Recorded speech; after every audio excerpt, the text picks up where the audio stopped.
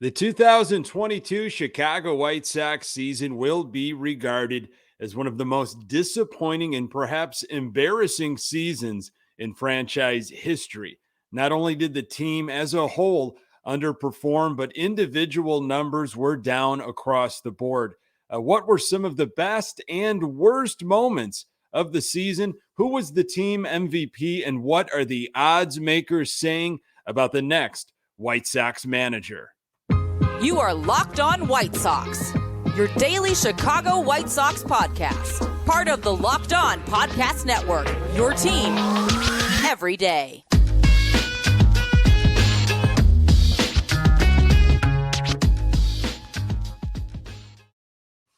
Hey, Sox fans, welcome to Locked On White Sox. Thank you for making Locked On White Sox your first listen each and every day.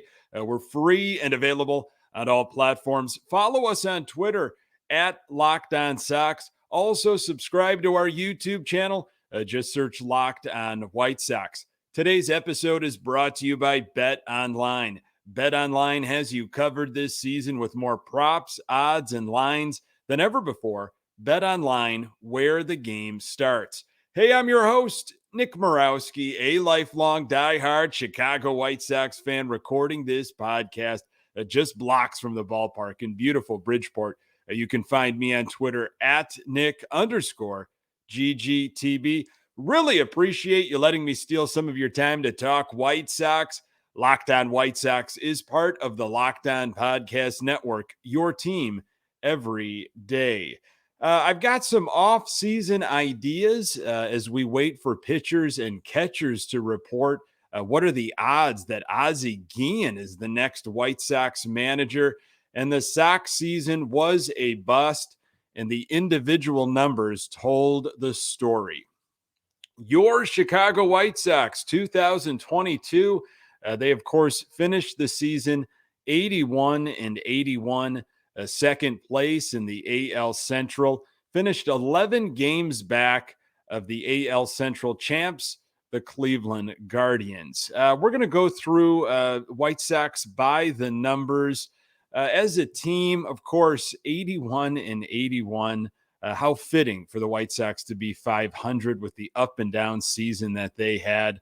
Of course, in 2021, White Sox won 93 games. White Sox 2022 season is being talked about as one of the biggest underachievements in all of baseball this year, if not the biggest. White Sox this season spent only 11 days in first place. 11. Last time they saw the top of the AL Central was on April 20th. At home, Sox were extremely disappointing. Wow. Sox were 37-44 at home this season. Far different from 2021, where they had one of the best home records in all of the American League, if not baseball. And we were hoping that the Sox would get that home field advantage because of how great they were at home. Such a different story this year. So at home, Sox were 37-44. On the road, the White Sox were 44-37. Shocking, really. I don't get it. You know, numbers offensively were down, of course, at home, as they were throughout in the entire season, but specifically at home, those numbers were so low. Very bizarre. First half of the season for the White Sox, of course, up until All-Star break, 46-46. Second half of the season, 35-35. These 500 numbers are fascinating. And Chris Kamka from NBC Sports Chicago, he tweeted some numbers out as well just recently about how 500 the Chicago White Sox really were. So when we say it's only fitting that the Sox finished 81-81, it's because you look at some of these numbers throughout the entire season, the 6-month span, and they were just a mediocre team by the numbers. July was the White Sox best month, 16-11. Their worst month was April. They went 8-12. Although they started off pretty hot, like first couple weeks of the season. Some really good baseball was being played aside from that home opener. But the end of April, 8-12, and this was at this point where there were a lot of folks saying it's still cold. It's the beginning of the season. We don't have Moncada. We don't have Lance Lynn. Just wait till everybody gets into the groove. And that, of course, never happened. April and May count just as much as August and September. It's almost, it's so obvious to say that, but really, when we were thinking just a couple weeks ago, man, we have to sweep the Guardians for this tiebreaker. And well, maybe if they played better baseball in April and even May, we wouldn't have been in that situation. But maybe they just couldn't play any better, as obviously some of these numbers are galvanizing. Longest winning streak for the Chicago White Sox, 6 games. Longest losing streak, 8 games. And that was coming at the worst possible time. That 8-game losing streak was started by losing to the Guardians in that game 1 extra innings heartbreaker. And obviously things just kind of snowballed from there. Tim Anderson and Jose Abreu were the only players on the White Sox this season that finished the year hitting over 300. The Sox did not have a single player that hit 20 home runs or have 100 RBIs. Andrew Vaughn had 17 home runs and 76 RBIs. Let's talk about some missing time, or maybe I should just say playing time for the White Sox, their core 6. So we've talked about this group. It's been mentioned throughout the season how little time they actually played together. And I think moving forward into the offseason, you're going to see if maybe one, if not 2 of these folks leave this core. So I'm speaking specifically of Tim Anderson, Luis Robert, Eloy Jimenez, Yohan Moncada, Jose Abreu, and Yasmani Grandal. Those are the core 6. Tim Anderson only played in 79 games this season. Luis Robert, 98 games. Eloy Jimenez, 84 games. Yohan Moncada played in 104 games. Jose Abreu, the Iron Man, 157 games. And Yasmani Grandal, 99 games. If you want to look at Andrew Vaughn, who I think could move into that conversation of core 6, Andrew Vaughn played 134 games. And a lion's share of those games were definitely out of his natural position, which is, of course, first base. Lots of familiar names and some not so familiar names rumored to be the next White Sox manager. What are the odds makers saying? More on that in a moment. BetOnline.net is your number one source for football betting info this season. Find all the latest player developments, team matchups, news, podcasts, and in-depth articles and analysis on every game you can find. And as always, BetOnline remains your continued source for all your sport wagering information with live betting, up-to-the-minute scores for every sport out there. The fastest and easiest way to check in on all your favorite games and events, including MLB, MMA, boxing, and golf. Head to betonline.net or use your mobile device to learn more. BetOnline, where the game starts. Speaking of numbers and odds and such, our friends at BetOnline have some odds out there for next White Sox manager. So we're not dealing with Miguel Cairo. So he's not involved in these odds. You're not going to deal with the interim manager or acting manager, which was, of course, Miguel Cairo since August 30th. So you've got the top, some of the more favorable odds. Bruce Bochy is at the top, 11-2 odds. Ozzie Guillen right behind Bruce Bochy, 13-2 odds. And Sandy Alomar Jr. with the exact same odds as Ozzie Guillen, 13-2. Now, depending on where you go to get other numbers, this varies, but going with our friends BetOnline, that's where we're at with the top three. You can even throw Carlos Beltran up there. He's in the top four, 15-2 odds. Now, some long shots in here. AJ Hinch is on this list, 20-1 odds. I can't believe he's on this list. Are the Sox going to go back to the Detroit Tigers and say, you know what, a couple years ago, we kind of wanted AJ Hinch, but we screwed that one up. Do you mind if we try to pry him from you and make him our new manager? Who knows? Maybe AJ Hinch will be removed this offseason. I don't know. Curtis Granderson, I haven't heard this name mentioned. He's on this list, 20-1 odds. Eduardo Perez, a lot of folks interested in Eduardo Perez, definitely getting an interview. He's at 20-1 odds. Jim Thome is on this. Another guy that I'm really shocked is on this list, has zero managerial experience whatsoever, as far as I know, has definitely been around baseball. I know he's a class act and regarded as a White Sox legend and part of the organization still right now. But he's at 20-1 odds. I don't see that. Mike Schilt, we talked about him in a few episodes ago, was managing the Cardinals for 4 or 5 seasons.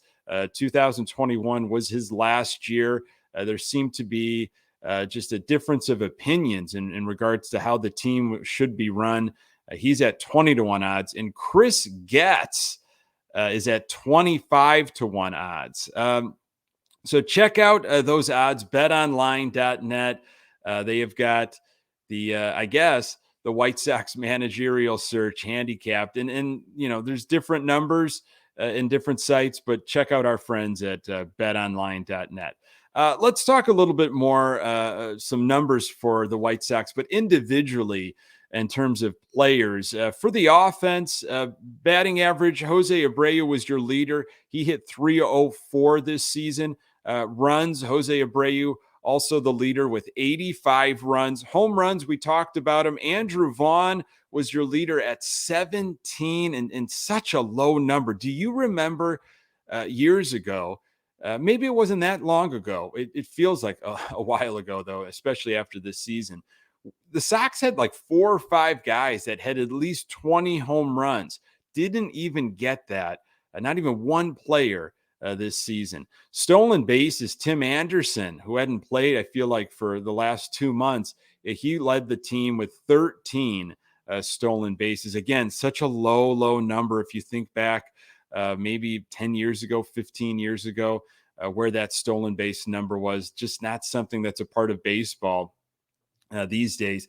Will the bases, when they get a little bit larger, will that change next season? We'll see. In terms of Abreu numbers specifically, he did play in 157 games. Abreu hit 15 home runs this season in 157 games and only had 75 RBIs. Aside from batting average and on-base percentage, Abreu's numbers fell off dramatically, especially in the home run and RBI department. Abreu had 30 home runs and 117 RBIs in 2021. So when people start talking about just let Abreu walk, let him go, let him win with another team, I think some folks might be looking at these power numbers, and he's fallen off. Now, did he excel in the hits and batting average and on base percentage? Absolutely. Did he play, in the lion's share of the games? Of course. Is he the heart and soul of this White Sox team for the last 9 seasons? Absolutely. But I know a lot of fans are looking at those power numbers and their decrease with only 15 home runs and 75 RBIs this year. Pitching, it was really all Dylan Cease. He dominated in all categories, had 15 wins, led the team starting pitchers in ERA, 2.20, and strikeouts, 227. Of course, Liam Hendriks was your saves leader with 37 saves this season. When it comes to MVP of the team, I think you can make a case for Dylan Cease. How great was Dylan Cease? I mean, just amazing season, individual games, the streaks he had of only allowing one earned run or less in a number of games in a row. Cy Young, you're going to give it to Dylan Cease as well. It reminds me of several years ago when Justin Verlander, I think, not only won the Cy Young, but also the MVP when he was with the Detroit Tigers. Dylan Cease was one of those guys that, it was must watch when he started a game, especially down the stretch there towards the later part of the season, where it really looked like he was closing in on that gap for the Cy Young Award. Biggest surprise, there's several different candidates. I think Johnny Cueto. I honestly didn't think you were going to get much from Johnny Cueto when he was picked up. After really the Lance Lynn injury, we realized Lance Lynn wasn't going to be with the ball club for a while.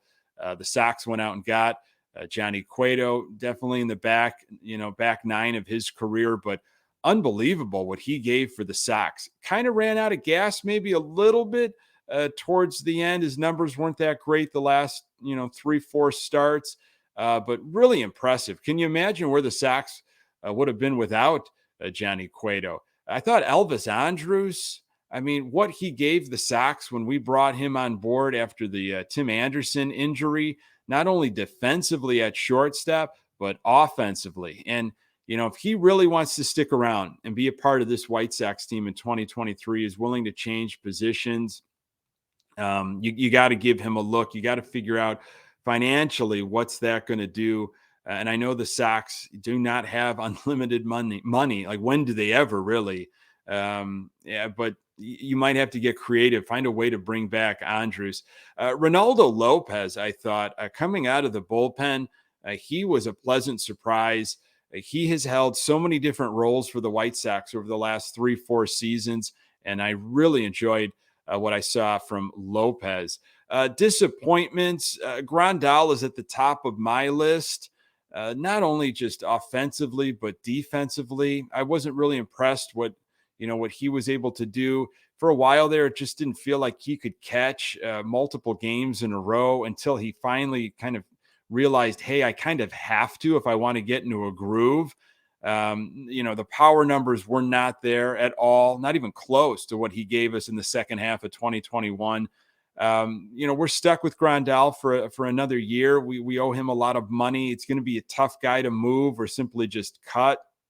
But I don't know if he gives you, I don't know if what he really does for you moving forward. Is this team really better with Yasmani Grandal? This version? No. Now, he has said all the right things about what kind of work he's going to put in the offseason, and he knows exactly what he needs to do to get back. But an aging catcher with knee problems, multiple leg surgeries. I don't know. Yasmani Grandal was a disappointment. Lucas Giolito, he will say it himself. He was not. His last start was promising. It was a great last start, but overall body of work in 2022, very disappointing. I was disappointed that Michael Kopech was not able to finish the season. I really wanted to see what he could do in September, but this was his first year in the starting rotation. There were some positives. We'll talk about that in just a second, but I was personally just disappointed that Kopech wasn't able to stay healthy and finish up the year in the rotation. And then, of course, the offense as a whole, with runners in scoring position, so many different categories. They were just extremely disappointing. Best moments of the season, Michael Kopech and the Sox beating the Yankees in a doubleheader. Kopech, that game against the Yankees. I mean, he even had a really great game against the Astros too. Dylan Cease's one hitter against the Minnesota Twins. How great was that? And the first two games of the Houston series, it was a stretch for me to really think back best moments. And I think as I reflect on this season a little bit more, throughout the rest of October and November. I think other moments might come to my mind, but just, top of the brain, these were what I had, came across. Worst moments, going 9-10 against the Kansas City Royals. Horrible. Tony La Russa hitting Lurie Garcia leadoff and using him in critical moments, especially at the beginning of the season, far too many times. The defense, two guys out of position pretty much all season. Andrew Vaughn in left field and Gavin Sheets in right field. Defense was just not good, even infield. And AJ Pollock had moments in center field. Base running, atrocious. These things are like, if you want to be a good team or just an above average team, do the simple things, catch the ball, throw the ball, base running. It just shows you why the Sox 81-81, not surprising when you think about all the things that went into that, from the defense and the base running. The collapse against the Guardians, man, that was hyped up. At home against the Guardians, everything is pretty much on the line, and you just collapse. And then after that, it just felt like the Sox quit. And then the trade deadline, to only get Jake Diekman out of everything, I thought that was really disappointing. That showed, Rick Hahn at his finest, maybe, at his finest low point, to come away with Jake Diekman. I do have some off-season ideas as well as we count down the days until spring training. More on that in a moment. So the off season just feels like forever, right? You've got the rest of October, and sure, there are other teams, playing. You've got playoff baseball, which could be exciting. World Series should wrap up around maybe Halloween, November 1st. You've got all of November, and anticipating what type of off season moves could be made, and then winter meetings, and then you've got January. Which is usually a long month, not a lot going on. We used to have Sox Fest to look forward to. Haven't heard anything about that. That's usually late January. And then pitchers and catchers will report. So what do you do? I'm a big baseball book reader. I've got a pretty healthy collection. Couple books that I would highly recommend. White Sox centric. One is baseball centric. Vec, as in Wreck, a fabulous biography on Bill Veeck, former owner of the White Sox on a couple occasions. The life he led and what he did in baseball, outside of baseball. It's a great read. Chili Dog MVP. I've mentioned this book several times. Came out just recently towards the beginning of this season. Highlighting Dick Allen's MVP season of 1972 and really everything that went on in that season. They did some great player profiles. It gives you a lot of history, too, about the Chicago White Sox as an organization and their fight with the Cubs to kind of be the team in the city of Chicago. Great read. A couple just baseball books in general. Wax Pack. Ball 4 and MVP Machine, if you're just looking to read about the great game of baseball. Other options, I will say absolutely anything and everything that the fine folks of Last Comiskey have done. You can find them on Twitter at Last Comiskey. They've got a YouTube channel. I believe it's Gone But Not Forgotten, as they've highlighted over the last couple years that great year, 1990, the last year of Old Comiskey Park, and how fun that White Sox team was as they were in a competition really with the Oakland A's for a majority of that season. They've got some great videos available on YouTube and on their Twitter page, Last Comiskey. And then Sox Nerd, if you're on social media, if you're on Twitter, find Sox Nerd. He has got a wonderful blog, some really interesting stats that he puts out constantly to dig deeper into the White Sox. So you got winter meetings December 4th through the 7th in San Diego. Pitchers and catchers will be reporting around, February 13th or so, and then spring training games starting up in early March. I am going to take a little bit of time off next week from Locked On Sox, Monday, October 10th through the 14th. However, Locked On Sox is a force in the off season, bringing you, passionate takes, any big news when that breaks. Locked On Sox is your place to be. Pass this along to other Sox fans in your life. But really appreciate you being on this journey with me throughout this season. It has been a season we will not forget, unfortunately, for all the wrong reasons, but hope. There is a lot of hope for 2023. Folks, thanks so much for making this podcast part of your daily routine. You can find the Locked On White Sox podcast absolutely everywhere you find your podcasts. We're on Twitter at Locked On Sox. You can find me on Twitter at Nick_GGTB. Thanks for making Locked On White Sox your first listen. Now make your second listen the Locked On MLB podcast. MLB expert Paul Francis Sullivan brings humor, passion, and unique perspective on every team and the biggest stories around the league. Follow the #1 daily league-wide podcast, Locked On MLB, on the Odyssey app, YouTube, and wherever you get your podcasts. Coming up on the next episode, again, unless there's something big that happens and a new manager is named, I will break in with an episode. But if nothing like that occurs, the next episode, I will dive a little deeper into individual player performances and start looking at off-season options. Really appreciate you making time for the Locked On White Sox podcast. I'm Nick Morawski. Until next time, go Sox.